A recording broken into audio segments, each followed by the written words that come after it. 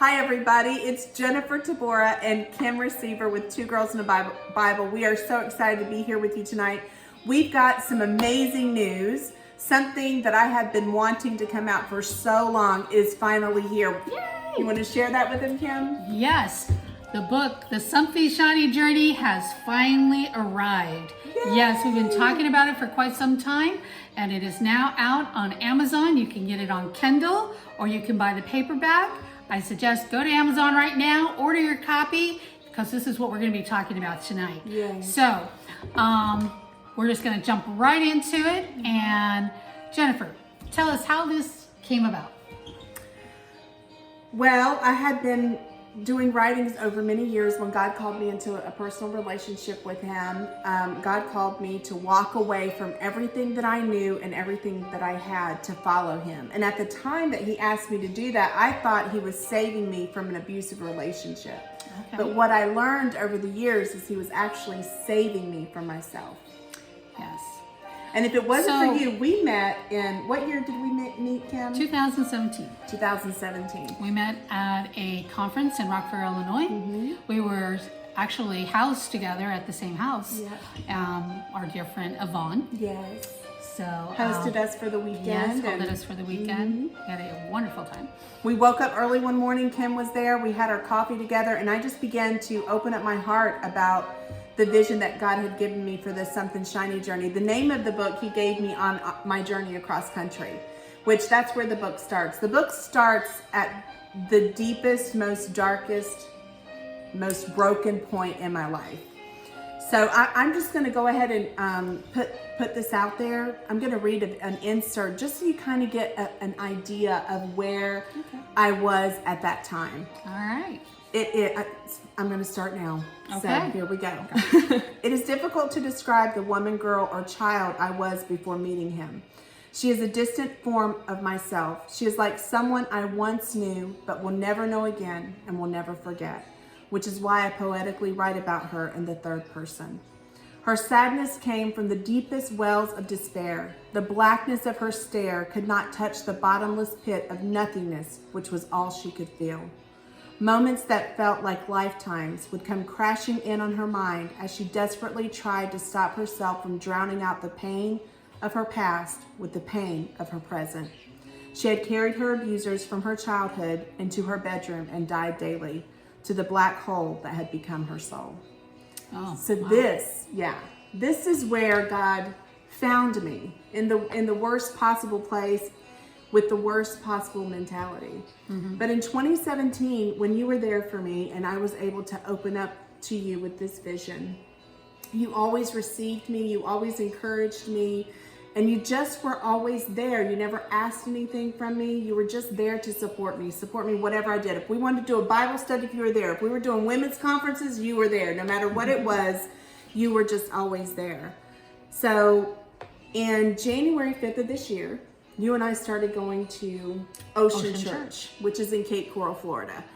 And it actually, the first day of service there was January 5th. January 5th, yes, it was. And then January 8th was the day of prayer.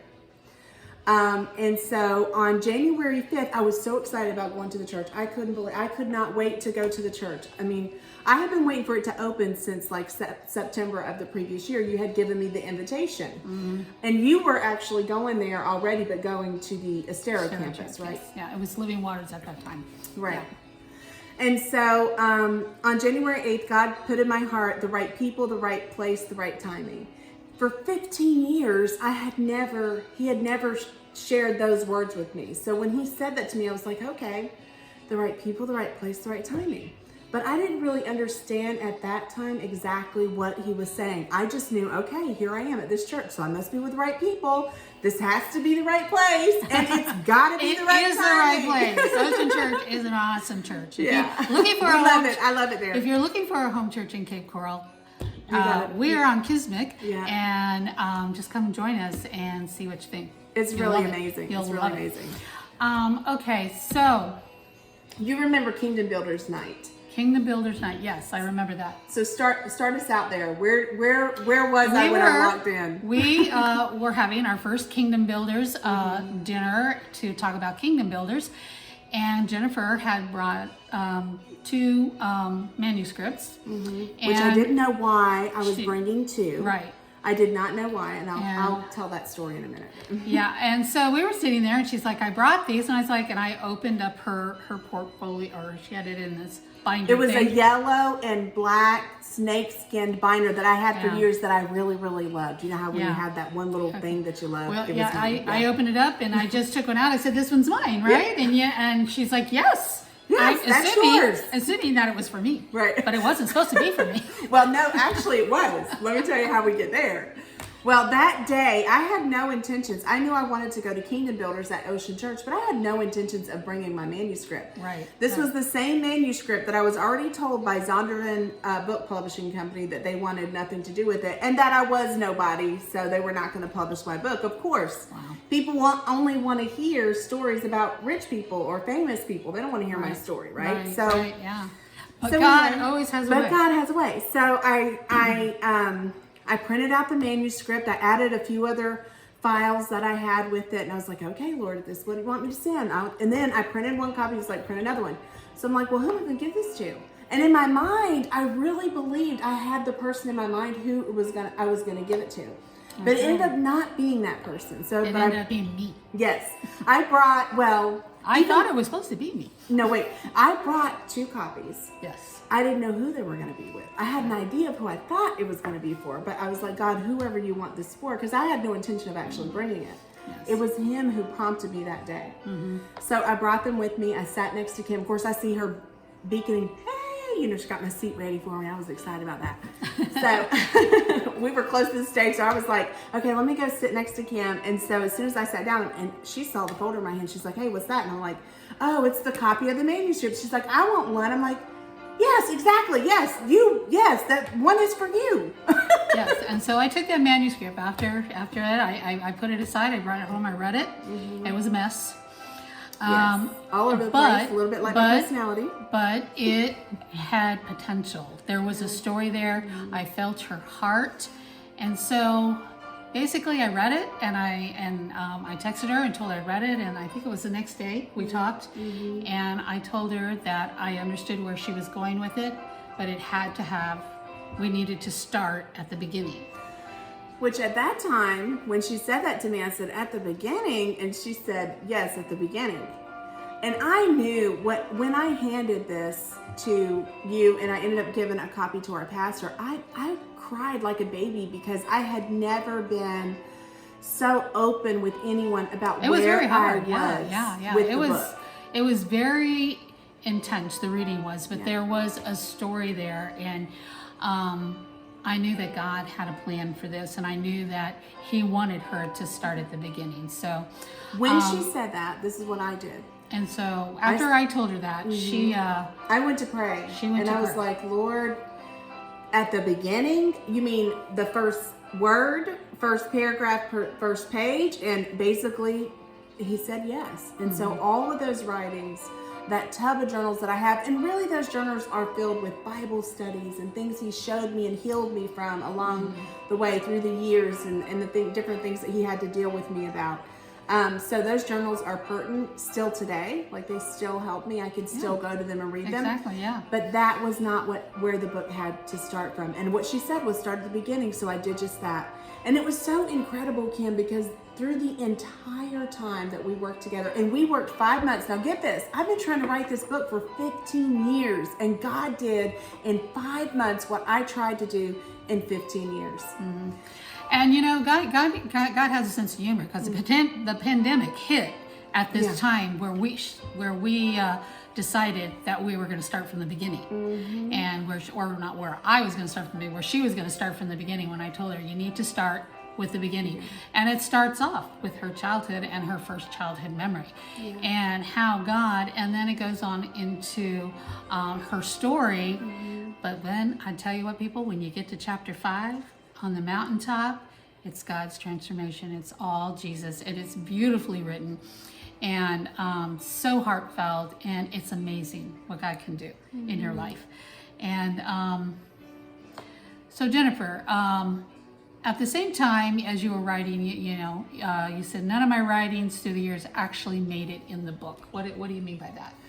They, well, like I said, I had all of those tubs and computer files and everything that I'd written through the years that I thought were going to be in the book. Stories that I felt like things that God had showed me that I thought were going to be in the book. But when God, through Kim, put in my heart the idea, the concept that I needed to start at the beginning, and I went to him in prayer, that was when I knew I might be able to go there to those places and read some of it, but that I couldn't copy and paste, so to speak. It had to come out at that time, at that moment. Yeah. And through these months, through those 5 months, there is time and tears and time and tears and breaks. You basically had to took. kind of relive some of this stuff. And, even the journey itself, the beautiful start of it, how God was transforming you. I mean, and there's the beauty of it. It just makes you want to cry. Yeah. Because it's just too beautiful. And so you were telling me about the church. Yeah. What do you mean by the church? Well, I really thought that, okay, so we all have church leaders and we're all looking to the leaders for guidance, for direction. And I had really spent the last 15 years. Which we were supposed to. Yeah, of course. That's nothing wrong with that. But I had spent the last 15 years thinking it was those leaders, the ones who are the leader of the flock of hundreds of people, were going to come to me and sit by my side and help walk me through getting this book to the point, to a printable version. And for 15 years you thought this? Yes, for 15 years I thought this.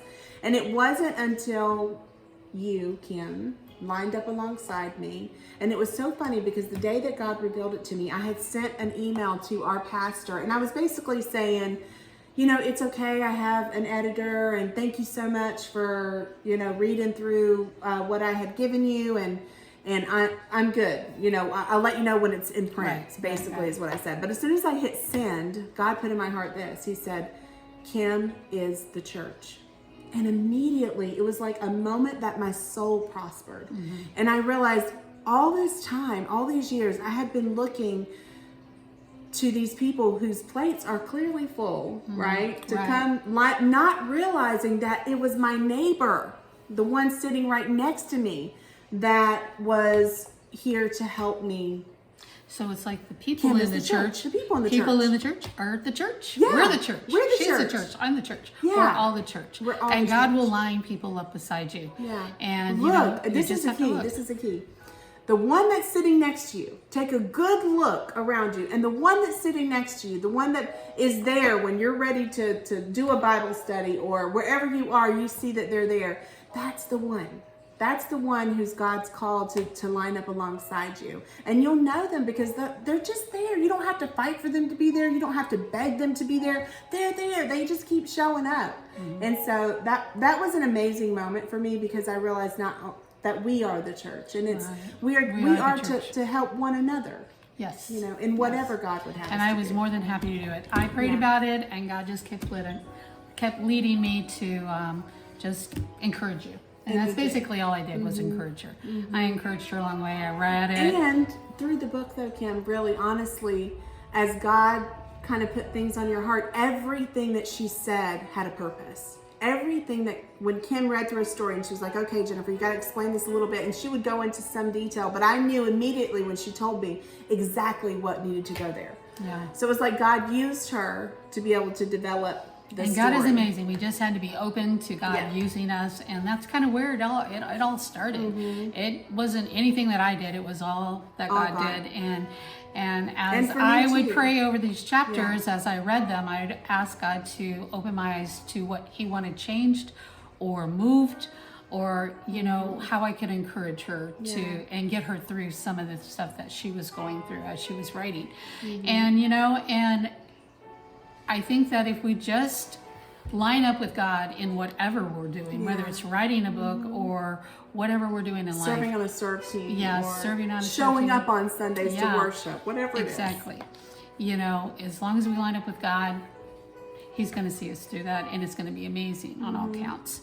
So we're just going to move on along, and we're going to talk about a little bit about the first chapter, Jennifer. You know, and I was captivated by the shower scene. Yeah. In the first chapter, we have there's a scene, and tell us a little bit about what happened in the shower.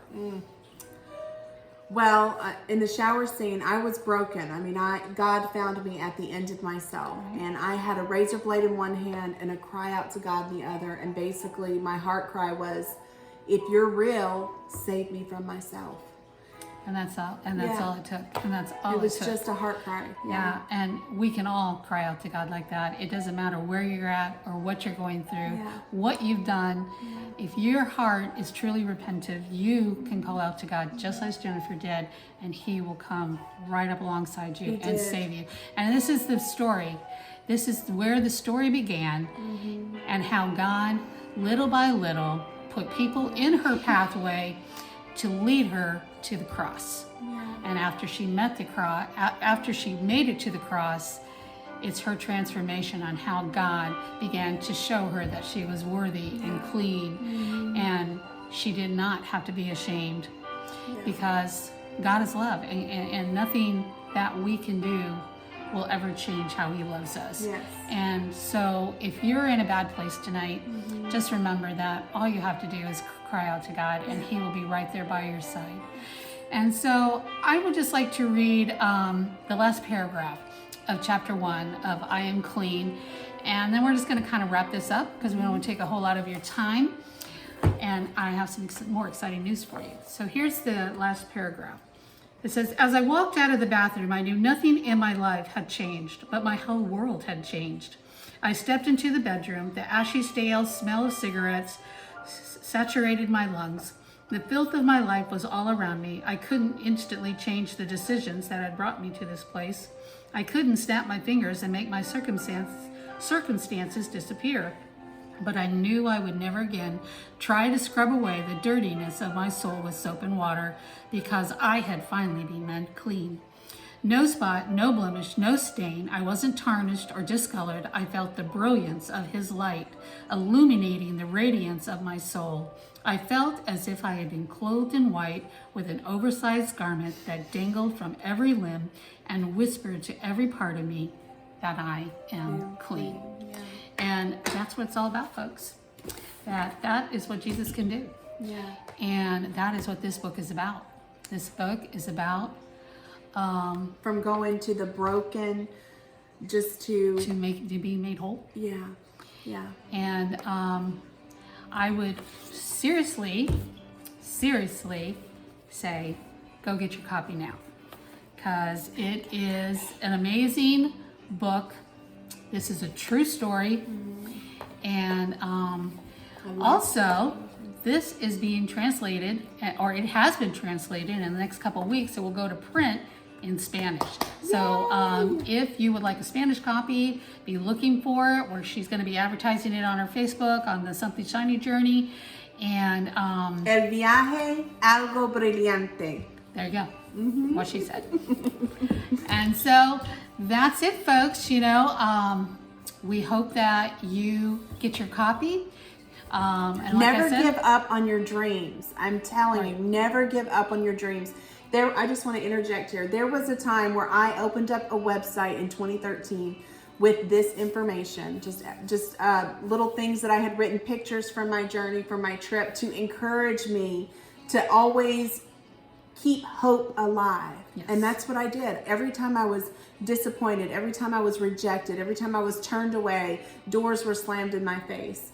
Every time I went to that website and I read about the Something Shiny Journey, and I just kept the hope alive that one day somebody somewhere was going to help me get this to the point that it could be printed and my story could be told.